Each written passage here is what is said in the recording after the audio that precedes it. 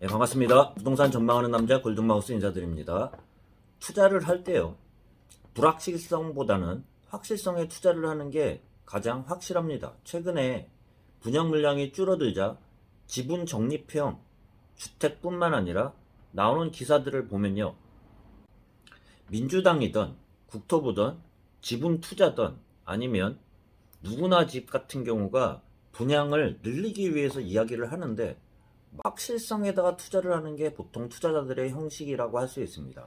10년 후에 지분만 6%나 지분 일부 취득을 하고 살면서 전매 제한이 있던 전매 제한이 풀린 후에 팔면 처분할 때 비율에 따라 또 이익을 나눈다는 이야기인데, 그런 불확실성에 대해서 투자를 하는 것보다는 지금 현재 서울이나 수도권 지역 중에 지역이 좋은 지역들의 재건축, 재개발을 푸는 게 오히려 확실성 면에서는 훨씬 더 크다고도 할 수 있습니다. 오늘 뉴스들을 보면 서울 시내 준공된 30년 이상 아파트 같은 경우는 지금 서울 지역만 봐도요, 6월 13일 국민의힘 태영호 의원실이 국회 입법조사처에서 제출받은 서울시 노후 아파트 현황 자료를 분석한 결과에 따르면요, 30년 이상 된 노후 아파트가 4,124동으로 최근 5년 만에 21%가 증가한 것으로 확인되었고요. 이 중에 30년 이상 넘는 아파트가 서울시 자치구 중에 가장 많은 동이 노원구로, 다음에는 송파구 453동, 양천구, 강남구, 서초구 순이라고 볼 수 있습니다. 50년 이상 된 아파트가 용산구가 74개 동으로 가장 많았고요. 영등포는 31개 동, 중구 12개 동, 서대문구는 11개 동으로 나타났다고 할 수 있습니다. 그만큼 30년 된 아파트 같은 경우가 5년 만에 21%가 증가했다는 건 그만큼 재개발, 재건축을 막았다고 할 수 있습니다. 그런 상태에서 지분 적립형 아파트나 또한 누구나 집 같은 경우는 일부 지분을 투자를 하고 추후에 나중에 분양 전환됐을 때는, 또한 전매 제한이 풀렸을 때는, 그때 돼서야 나중에 시세가 올랐다고 하면은 시행자나 또한 입주자가 그 지분만큼 비율을 나눠가지고 그때 돼서 다시 나눈다는 그런 불확실성보다는, 그렇게 되면 거꾸로 만약에 오르면 다행이지만 만약에 떨어진다고 하면 어떻게 될지에 대해서는 아직 아무도 말을 안 하고 있어요.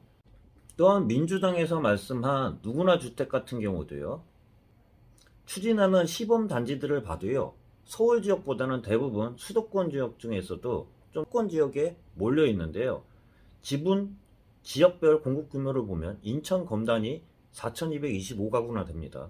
또한 파주 같은 경우가 210가구, 의왕 초평지구가 251가구, 화성 능동 899가구, 안산 반월 10월이 안산 반월 시와 공단이 500가구, 시흥 시와 멀티 테크노밸리 3,300가구 등 의무 임대가 10년이고요. 초기 임대료 시세는 85에서 95 이하, 청년, 신혼부부 등 특별 공급으로 20% 이상이 정해진다고도 할 수 있습니다.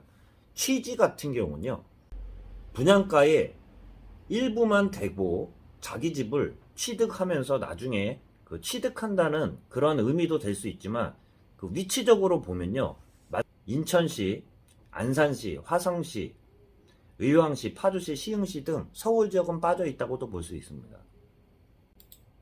또한 국토부에서 발표한 지분 적립형 분양주택 개요들을 봐도요, 지분 적립 기간은 20년에서 30년이라고 하고 있습니다. 분양 가격을 고려하여 결정한다고 이야기하고 있는데요, 수분양자 여건에 따라 선택권 제공 가능하다고 할 수 있습니다. 지분 취득 방법 같은 경우도요, 최초 및 추가 지분은 10%에서 25% 범위에서 취득하고요, 거주 같은 경우도 5년 실거주 의무와 10년 전매 제한이 따른다고 할 수 있는데요, 방법을 보면요, 전매 제한이 종료 후 제3자에게 주택 전체를 매각 가능하다고 할 수 있는데요, 처분 시점에 지분 비율대로 처분 이익이 배분된다고 할 수 있습니다. 그만 결론 자체는 내가 확실성에 따라 노후화된 아파트 같은 경우는 재건축 재개발을 빨리 풀어가지고 그렇게 됐다 그러면은 지금과 같은 부동산 시장은 아니었을 거예요. 최근 나오는 이야기들을 보면 일부 최근에 공급으로 전환되는 그런 이야기를 나오고 있지만, 주택이라는 거는 2, 3년 내에는 시행이 되기가 쉽지가 않아요. 입주가 되기가 쉽지가 않다는 얘기예요.